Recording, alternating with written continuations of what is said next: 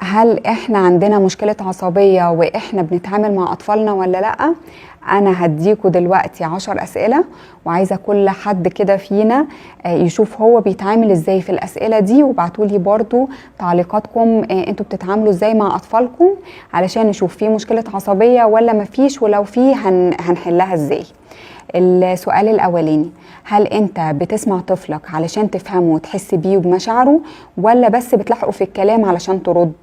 السؤال التاني: لما بتقعد انت وطفلك كده وبتقعدوا تشوفوا حلول منطقية للمشاكل اللي بتواجهه، وهو بقى في المشكلة وعمل عكس خالص اللي انتوا اتفقتوا عليه، هل بتقعدوا بقى تقولوا له احنا قلنا لك بس انت ما تسمعش الكلام، احنا صح وانت غلط، بعد كده تسمع الكلام؟ ولا بتقولوا له احنا واثقين فيك ان المرة الجاية هتتصرف بطريقة احسن، احنا موجودين لو محتاج مساعدة تعالى لنا؟ السؤال الثالث: هل بتبص في عين طفلك وهو بيكلمك، ولا بتبقى عمال باصص برضو في الموبايل بتقول له قولي انا سامعك ومعاك؟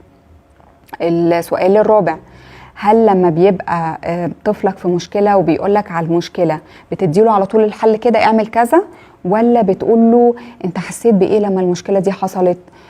طيب وانت ناوي تعمل ايه؟ السؤال الخامس: هل انت صوتك عالي وانت بتتكلم مع طفلك ولا لأ؟ السؤال السادس: بتقول له لأ كم مرة في اليوم؟ السؤال السابع: لما بيقولك طب لأ ليه، بتديله حل منطقي انت قلت له لأ ليه، ولا بتقول له لأ عشان انا قلت كده؟ السؤال الثامن: هل بتنفذ عقاب جسدي على طفلك ولا لأ؟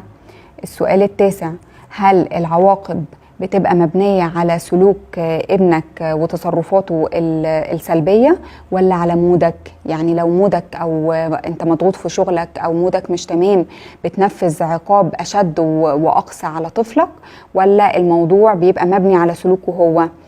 طيب السؤال العاشر بقى والاخير: هل انت وطفلك بتقعدوا مع بعض وبتتفقوا على السلوك وطريقة الكلام المتوقعة من الطفل، وكمان لو هو اتصرف بطريقة غلط ايه شكل العواقب اللي هيتنفذ، ولا الموضوع عشوائي؟